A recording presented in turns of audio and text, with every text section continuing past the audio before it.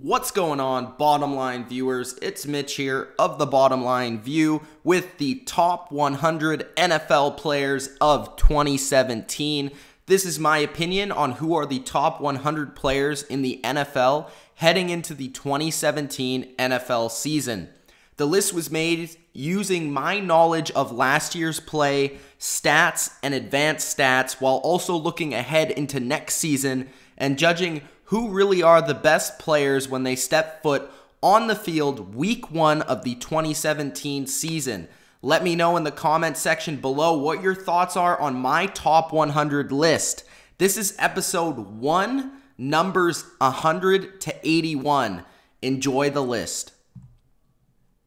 At number 100, I have a kicker. The only kicker that makes the list is Baltimore Ravens' own Justin Tucker. Now, Justin Tucker is not only just a kicker, he's a special kicker. This guy only missed one field goal in 2016, going 38 for 39 in his field goals, making numerous clutch kicks and winning multiple games for the Baltimore Ravens, not only in the fourth quarter at the end of the game, but because of his consistency at never missing a kick. The guy's also an expert at kickoffs.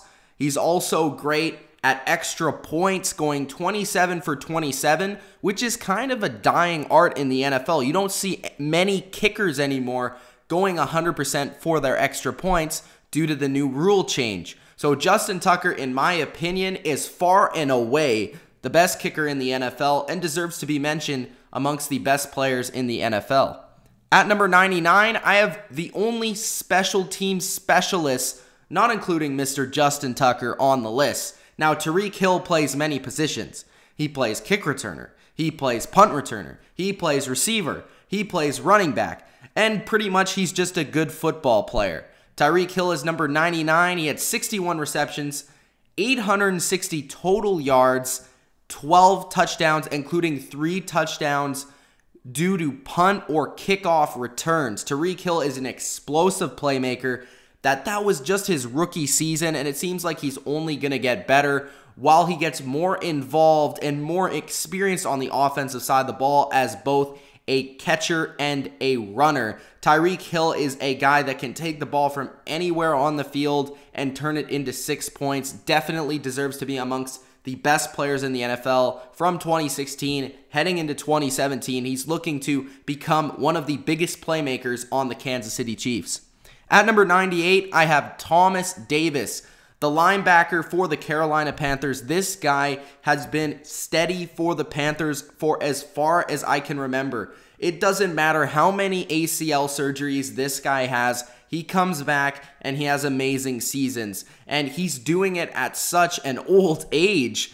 And he's still incredible. He's still amongst the best linebackers in the NFL with 106 tackles, 2.5 sacks, 4 pass deflections, 3 picks, and 1 forced fumble. Thomas Davis really stepped his game up when Luke Kuechly went down, and he really led the charge for the Panthers defense. Now, the Panthers defense wasn't at their all-time high last season. I understand that, and that's maybe why he's a little bit lower than he was last season. But Thomas Davis does so much more than just play football. He is such a great leader in the locker room for that Panthers team. He's great in the community, and it really shows through his performance on the field. So I think Thomas Davis has just been such a steady linebacker and player for both the Panthers and in the NFL for his entire career and deserves to be number 98 on the top 100. At number 97, I have another rookie coming in on the list, quarterback 10 overall. That's Dak Prescott of the Dallas Cowboys. Dak Prescott was actually looked at as maybe an MVP candidate, but he was the offensive rookie of the year, having a 67.8 completion percentage, over 3,600 yards, 23 touchdowns, only 4 interceptions, and also 6 rushing touchdowns.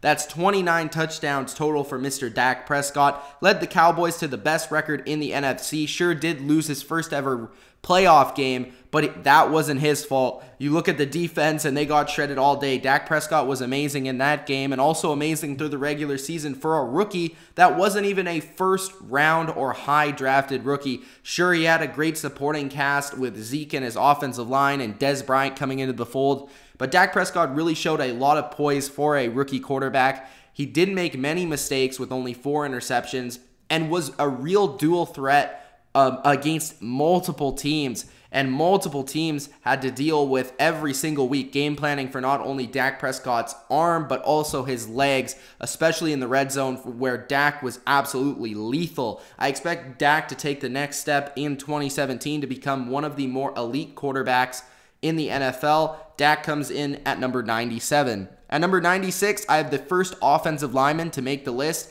David DeCastro of the Pittsburgh Steelers is one of their best, in my opinion, their best offensive lineman of the Steelers, and I definitely had to include a offensive lineman for the Pittsburgh Steelers just because they had such a great run attack. They had such a great pass attack, and their offensive line was steady all the way through the season. Ben Roethlisberger rarely got hit with regularity. Le'Veon Bell had holes for days. And, you know, it just provided this offense to be, once again, one of the most explosive in the NFL. David DeCastro is really in his prime right now, having some of his best seasons over the last couple of years. I expect him to be steady once again in 2017, leading the way for a lethal offensive attack, and also an offensive attack that's versatile in the pass and the run game. DeCastro can do it all as a guard, and I expect him to continue to improve next year in 2017, coming in at number 96. At number 95, I have one of the best pass rushers in the NFL, Whitney MERCILUS of the Houston Texans. He comes in with 53 tackles, 7.5 sacks, and a forced fumble in 2016. Now, that's not the most impressive sack number of anybody on this list, but Whitney MERCILUS, every time I watch him, he's such an explosive player. He's such a good pass rusher,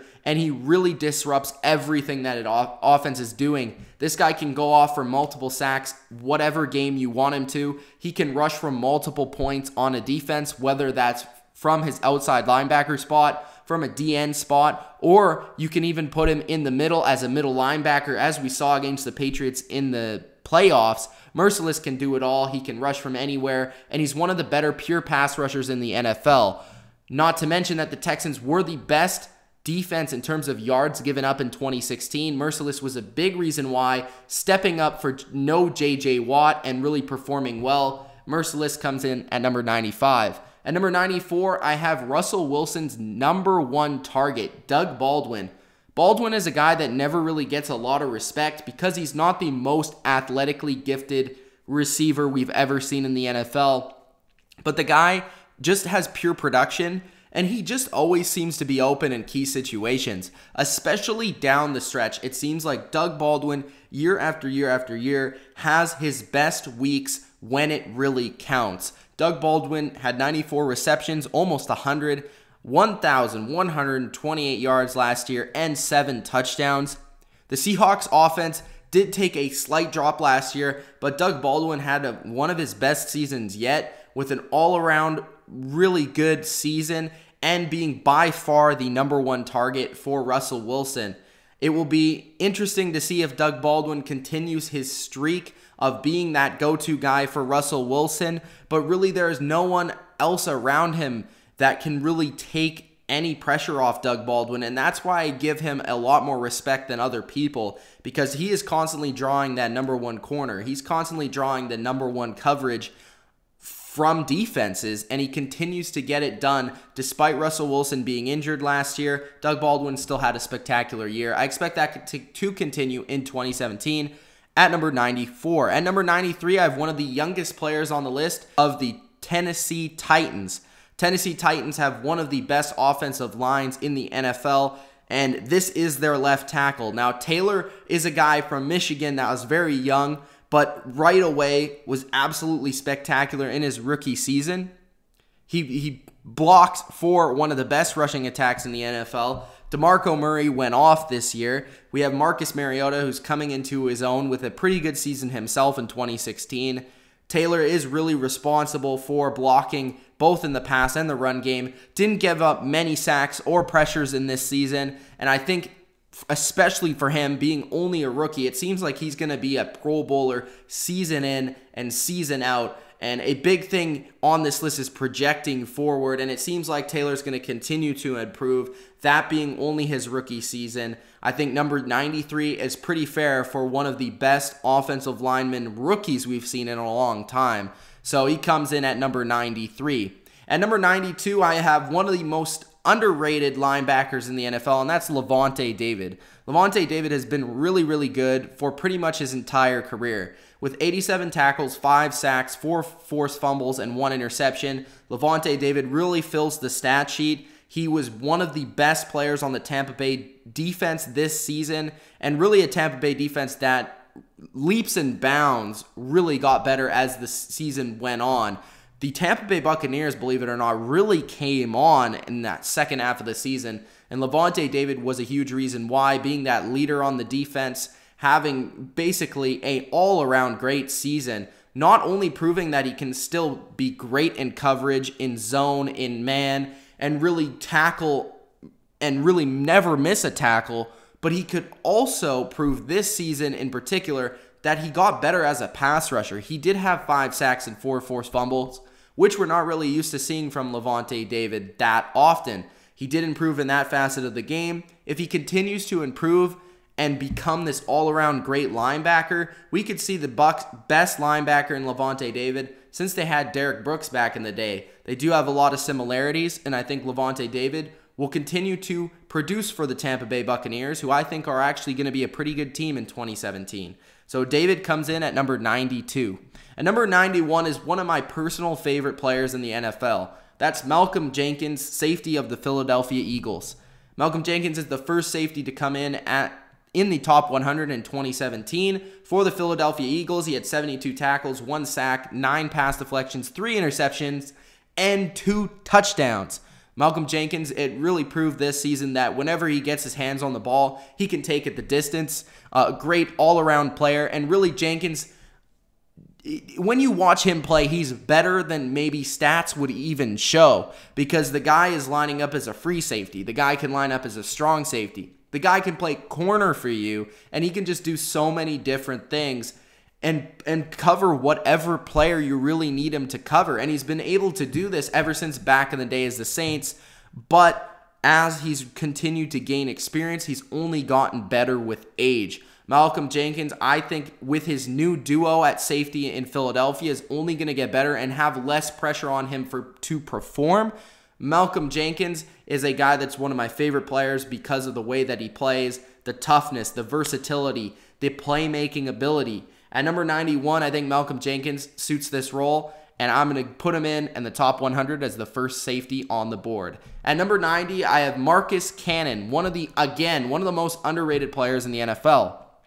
Marcus Cannon is the right tackle for the New England Patriots, the Super Bowl champions, and he's the 3rd offensive lineman to come in on the top 100. Marcus Cannon, the right tackle for the Patriots, had to block Tom Brady all season long, and guess what? He didn't give up a single sack all year long, and he drew the assignment of multiple great pass rushers, including in the Super Bowl, where he faced the league-high leader in sacks in Vic Beasley. And Vic Beasley, did we even hear his name in the Super Bowl? He didn't even touch Tom Brady. So Marcus Cannon was absolutely spectacular, went to his first All-Pro. And the crazy thing about Marcus Cannon is that he was really looked at even a season ago as a player that wasn't really that good. But he's been coached up. He's been gaining a ton of experience in that offense and really had a superb season in 2016. If he continues to play the way he did in 2016, he'll soon become one of the best tackles in the NFL. Marcus Cannon is at number 90. At number 89, I have Ryan Kerrigan of the Washington Redskins. Kerrigan, again, had another 10-sack season. 33 tackles, 11 sacks, 2 pass deflections, and 2 forced fumbles. That's just what Ryan Kerrigan does. He gets to the quarterback. Now, Ryan Kerrigan at this point on the top 100 might be kind of a boring name because it just seems like he's around this point on a top 100 every single year. But the guy simply gets it done. He's a very hard-working player when you watch him. He's good in the run game. He's good at setting the edge at that outside linebacker spot. And he can also, again, get after the quarterback. That's what the Redskins do. And that's also what Kerrigan is asked to do. He's pretty much one of the only players on the Redskins that can consistently get to the quarterback. He's relied on heavily in that defense, and I think that he'll have another great year in 2017 with a supporting cast around him that is only getting better with more additions through the draft and free agency. I think Kerrigan will have another solid year in 2017, and I have him at 89 on the top 100. At number 88, I have Casey Hayward of the San Diego Chargers. Now, when the Chargers signed Casey Hayward, I thought it was a decent signing. I wasn't really sure how good he was going to be for the Chargers because I saw him as a Packer, and he was okay. You know, he was okay. He wasn't great. But then with the Chargers, he absolutely took off. 58 tackles, 20 pass deflections, 7 interceptions, and 1 touchdown. He led the NFL in interceptions this year as a slot cornerback. And not only did he play slot corner, but he also had to move outside where he really hasn't been known that much to do. He moved outside. He played outside cornerback. He played against number 1 wide receivers. He played against number 2s, number 3s, whatever you really wanted him to do. Jason Verrett went out with an injury for San Diego. He was asked to step up, and that is exactly what he did. 20 pass deflections, that's pretty nuts. 7 interceptions, making plays all over the field, and yeah, he had that 1 touchdown. Casey Hayward, great in the box as a tackler, improving as a cover guy, and just can do it all and move wherever you really want him to as a corner. So I really liked him in this 2016 season. We'll see if he can prove himself once again in 2017, but I think that he will, especially with getting help from his boy Verrett. So I think at number 88, Casey Hayward is a solid addition to the top 100. At number 87, I have Amari Cooper of the Oakland Raiders. Cooper comes in as the number 12 wide receiver in the top 100. He had 83 receptions, 1,100 yards, and 5 touchdowns in 2016. If Cooper continues to improve in the red zone area and he gets more targets in the red zone and he ups that touchdown number, you could see not only a great fantasy producer, but also a player that continues to gain the trust of his star quarterback, Derek Carr. Cooper and Crabtree were one of the best combinations in the NFL. I slightly gave Cooper the edge as the more explosive playmaker and the guy that can really take the football from anywhere and make a play. Cooper is continuing to improve after his first 2 seasons in the NFL. He's becoming a more polished route runner. He's becoming a guy that after the catch is very dangerous. And he's also making more and more plays for this offense as he gains more experience in the NFL. I think this guy could really become a top 5 wide receiver. He's not quite there yet, but he's definitely a top 100 player at number 87. At number 86, I have Cliff Avril of the Seattle Seahawks. With Michael Bennett out for a majority of the season, with Cam Chancellor going in and out of the lineup, with Earl Thomas being injured, one of the absolutely steady guys for the Seattle Seahawks was Cliff Avril. Cliff Avril comes in as the number 12 edge guy with 11.5 sacks, 39 tackles, 3 pass deflections, and 5 forced fumbles. This guy is a pass rusher. You know, he really proved himself over these last couple of years. Because we saw Seattle back the last couple of years, 3-4 years ago, where they would have this rotation of guys. But now, where they only really have Michael Bennett and Cliff Avril has proven that he has become one of these guys that is not only a guy that gets 10 sacks, but he's a guy that is a 10-sack guy. And that means he gets 10 sacks with regularity. And Cliff Avril continues to make plays, stripping the ball 5 times, batting the ball down, making plays in the run game, disrupting passers, and really having huge games for the Seattle defense. I think he'll continue that in 2017. He is getting a little bit older, and maybe he's just leaving his prime, but I think he still has more gas left in that tank at number 86. At number 85, I have Ben Roethlisberger. Might seem a little low for some people given the name, but he comes in as the number 9 quarterback, taking a little bit of a drop. I just didn't see the same Ben Roethlisberger that we've seen the last few seasons. He threw more interceptions. He wasn't as efficient. He was again off the field. And it really seemed like the Steelers went to more of a run-heavy offense, which kept from Ben Roethlisberger putting up huge stats. He still had the 29 touchdowns, but he didn't even have 4,000 yards. So Ben Roethlisberger, I think, has taken a step back. I don't think he'll ever be that elite top 5 quarterback again. That's just the way I feel, but I still feel like he is a top 10 quarterback in the NFL. I still feel like he's a guy that can win you the Super Bowl. And given the right supporting cast, I think he can do it again. It's just, I think Roethlisberger is on the downslope of his career, but still enters the top 100 as the quarterback 9 and at number 85 overall. At number 84, I have the left tackle of the Philadelphia Eagles, Jason Peters. When the Eagles drafted Carson Wentz, we knew that a lot of pressure was going to be on the offensive line to produce for him and to hold him up so that he isn't constantly getting pressured. Jason Peters definitely did that job. He's been one of the best left tackles in the NFL for a very long time now, and with the Eagles, they need this guy to protect their young quarterback. Now that Carson Wentz is going to be getting some weapons, I think Jason Peters' job will get a little bit easier this season, but that doesn't mean that he's not going to be as good. He might even be better. I think Jason Peters, at this age, is continuing to prove that he is really, really good at the left tackle. He's just a very steady guy, and he's just a name that you see year in and year out on the Pro Bowl ballot, year in and year out as an All-Pro, and he continues to be one of the best left tackles in the league at number 84 on the top 100.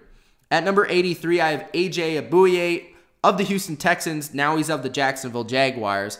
Cornerback 8 in the 2017 top 100. 63 tackles, 1 sack, 1 interception, and 16 pass deflections. Bouye really came out of nowhere. I didn't really even know who this guy was until this season. And then I started watching the guy week in and week out. He was shutting down receiver after number 1 receiver. He was asked to follow the number 1 guy. I really like his skills. He has great ball skills. He's a tall guy that has great length. He can play press. He can play zone. He can play man. And on that number 1 defense, he's really the biggest reason why, without J.J. Watt, the Texans took that next step. Because, Jonathan Joseph has been a solid corner for them, but they never really had that true shutdown guy on their defense. And without J.J. Watt, without that supreme pass rusher, they needed a corner to step up in the secondary. And Bouye really did that and proved that the Texans defense can be that number 1 unit. So Bouye, I think, will be great on Jacksonville, teaming up with Jalen Ramsey, who I think is a great young stud at cornerback. I think they're going to be one of the best corner duos in the NFL, and I really like the signing for Jacksonville. I really think this guy is really good, and I don't think he's a one-hit wonder at number 83. At number 82, Olivier Vernon of the New York Giants. Now, Vernon did get a ton of money in the offseason, and it seems like it was deservedly so. Now, this isn't a guy that's going to regularly get 10 sacks, but Vernon is just an all-around great edge player. He's not exactly sexy. He gets pressures on the quarterback, he forces a couple of fumbles a year, and he also gets, around 8 to 10 sacks. But he's really good in the run game, he's good in the pass game, and he's just an all-around good football player.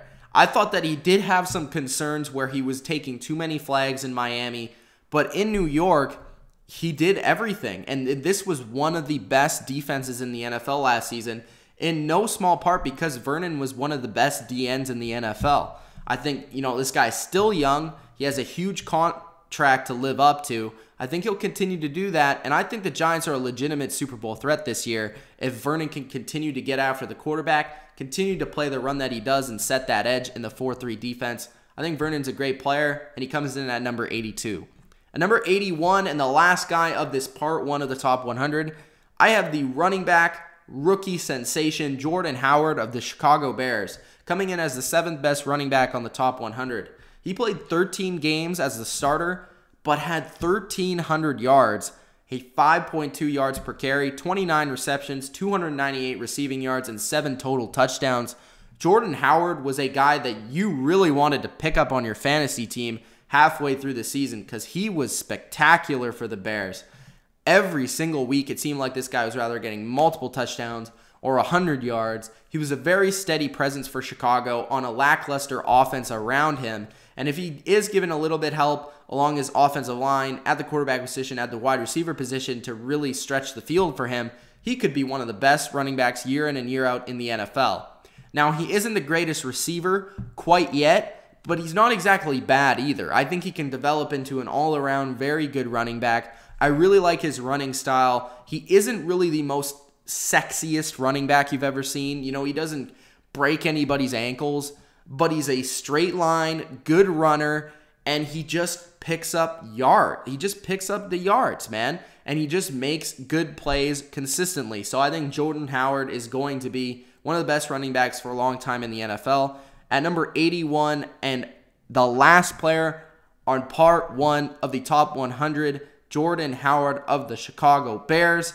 Hope you guys enjoyed part 1 of the top 100 players of 2017. If you did enjoy, leave a like on the video. Also, subscribe if you're new to The Bottom Line View. We do a ton of NFL videos, including top 100 lists, top 10 lists, debates, discussions, podcasts, everything. And we're also finishing up this series of the top 100. The next video will be coming out very, very soon, so be on the lookout for that. And also, we're going to have more fantasy football and NFL coverage coming up very soon on the channel, so check that out. Once again, it's Mitch of The Bottom Line View. Hope you guys enjoyed, and peace out.